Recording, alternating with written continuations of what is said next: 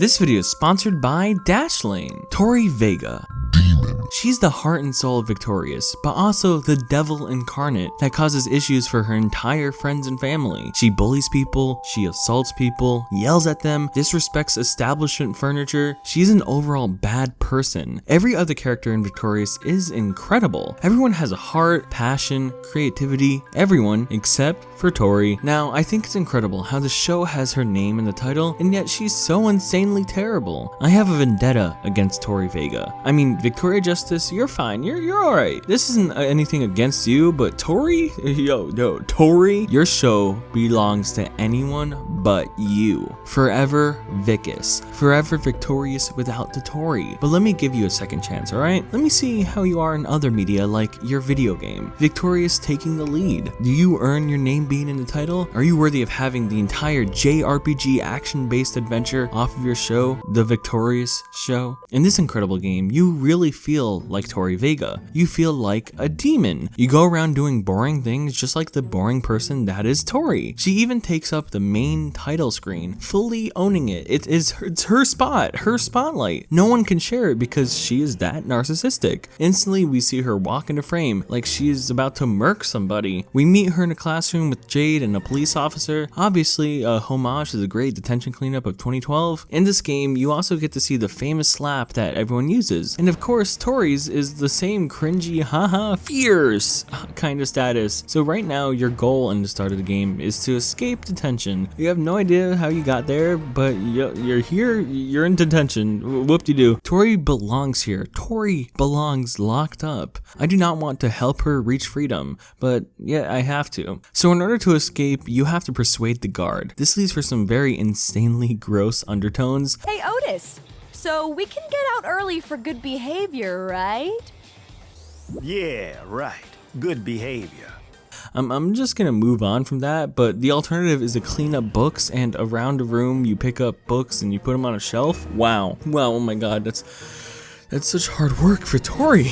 The slightest amount of labor is terrible on her poor, fragile fingers. It breaks my heart. It breaks her heart. She even waters a plant, but of course, Jade, Saint Jade over here, reminds her, hey, dummy, yo, don't you need water first for that plant, you dummy dum. Of course, Tori would fake watering a plant to get her own freedom. Of course, she wouldn't actually give life and sustenance to a plant because she is that selfish to all living things. All living things must perish. It is Tori's way of life. Jade, being the saint that she is, cleans up the whiteboard without question, allowing for you guys to both escape detention. Now, this is where the actual game begins. Wasn't that just an incredible intro? A climactic, impactful, setup for this entire world. A true metaphor for the arts. We meet Psychowitz and get a close-up of our characters. Psychowitz, he looks fine, he looks good. A fine little clay-like, but it's still alright. Jade, she looks cute and all. And then, and then we get to Tori.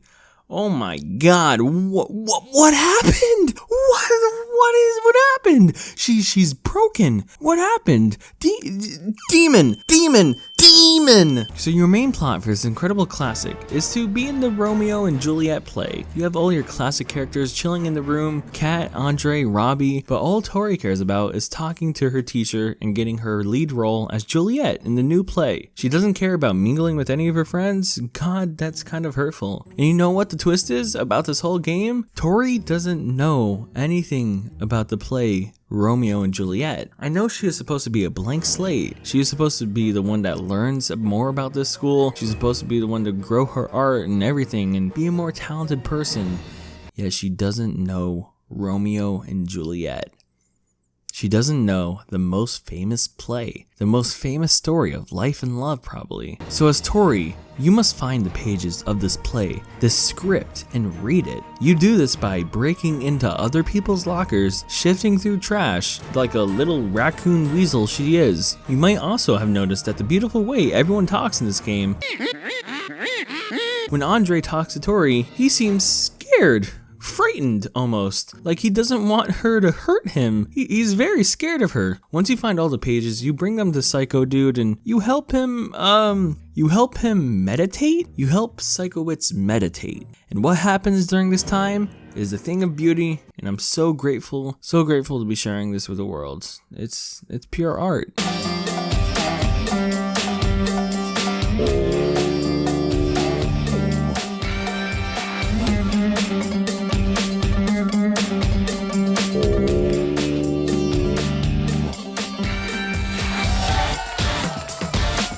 So after this, Tori falls into a coma and wakes up in her house. This causes her to want to commit many crimes, like breaking into the school theater. Y'all really gonna defend her now when she wants to trespass? She wants to trespass while talking like Juliet from Romeo and Juliet? Oh god, it's a sin. Before trespassing, she goes into the janitor's closet. Yet you can't go inside through the door, like in show or real life. No. You have to walk somewhere else and teleport inside, because this is a corporeal cleaning room. It's actually really weird. Inside the room, you search for the keys, but instead you grab a tooth and a hard hat.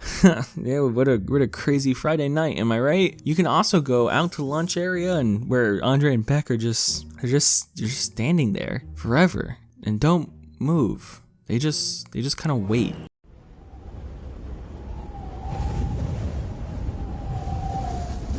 They wait for Tori to approach and give them attention because she is God, she is everything. You end up giving the tooth to Sinjin and it gives you the keys to break inside the theater. Inside the Broken Tooth Theater, you make your sister Trina perform K-pop. Now, this is my favorite fan cam. A fan cam you can control and interact with.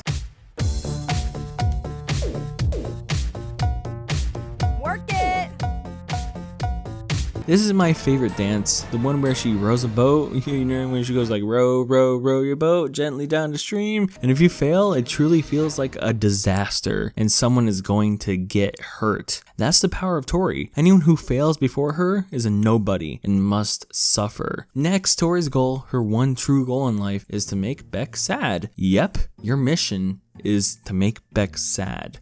Because you're that good of a person. You're that good of a person, Tori, aren't you? You grab a sad poem, roses are red, violets are blue, you look like poo. That makes Beck cry, and so he performs as Romeo for Romeo and Juliet. He throws around his sword crazily and rapidly, but...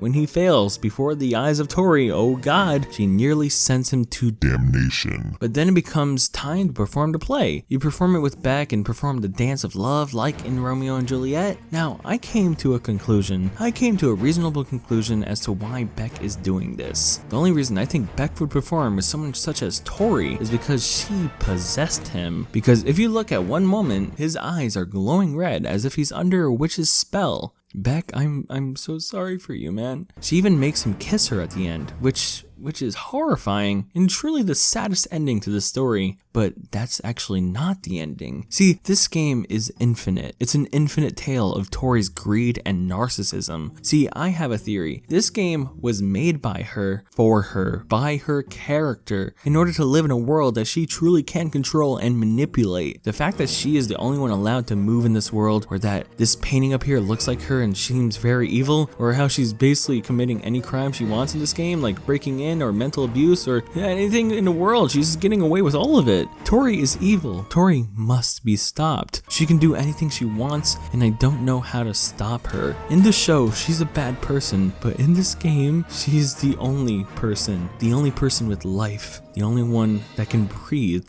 It's true terror. Maybe we'll continue this act of terror one day, but for right now, I think I need to escape the narcissism of Tori Vega. But you know what always makes me feel better when looking into the face of a demon? Having security with my login info. With Dashlane, today's sponsor. Dashlane is a perfect tool to make everything you do online easier, simpler, and more secure. See, I'm a dummy, and for a while, I was using the same password for literally everything. A password I created for my Club Penguin account when I was 6 years old. But with Dashlane, you can auto-generate super secure passwords to store and use anywhere on the internet. It even works for online cart checkouts and credit card info. Everything in Dashlane is encrypted, so only you have access to your info in the most secure way, because that stuff is secured locally on the streets, not in the cloud in Dashlane seats. Oh, there's even a VPN to help you browse the internet safely and securely. Dashlane is perfect for everyone with an online status. Don't be like me and use your Club Penguin password for everything in the world. Just go to dashlane.com/framesofnick to download it on your first device for free. You can get it on your first device for free, dude! And use code FRAMESOFNICK for 10% off a premium subscription.